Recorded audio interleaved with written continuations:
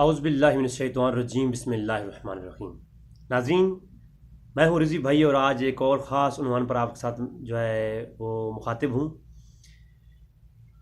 प्यारे दोस्तों, मेरी अम्मा फ़ातिमा सलामुल्लाह अलैहा की घर जलाने वाली रवायत के ऊपर एक तवील गुफ्तगू हुई।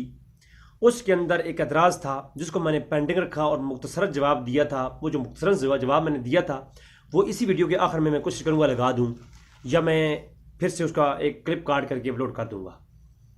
लेकिन आज तफसीलन गुफ्तगू होने वाली है। शिया हज़रात कहते हैं कि जी जिस रवायत के अंदर ये बात मौजूद है कि अम्मा फ़ातिमा सलामुल्लाह अलैहा का घर जलाया गया था, उमर फ़ारूक ने जलाया था, वो रवायत सुन्नी किताबों में भी है।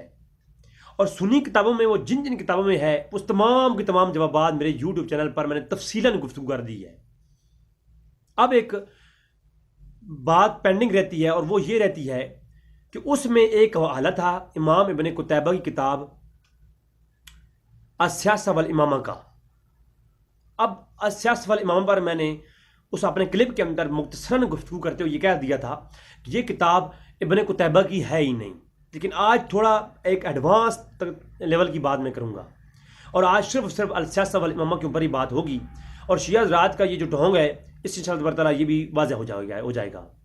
मैं शिया अवामुन्नास भाइयों से गुजारिश करूँगा कि देखें, मुतसिब होने की या अपने से बैर होने की या जज्बाती होकर के फैसला नहीं होता। हर चीज़ का फैसला जज्बात पे नहीं बल्कि इल्मी दलालत के ऊपर फैसला होता है।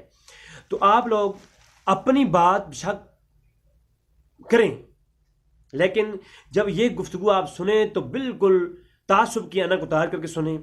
उसके बाद आप हतमी फैसला करें, माने ना। मैं हमेशा कहा करता हूँ, बात मनवाने के लिए नहीं की जा रही, बात बताने के लिए की जा रही है। तो आप जरूर सुने हक़ाइक़ की रोशनी में।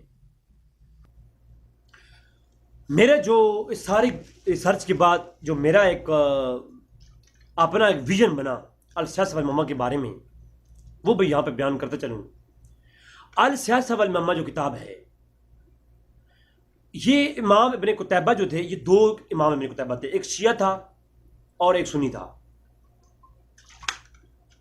बड़े बड़े उलमाए अहले सुन्नत ने और बड़े बड़े उलमाए शिया ने इसको बयान किया। इमाम अल्लामा ज़रकली ने, अल्लामा अलाई ने और अल्लामा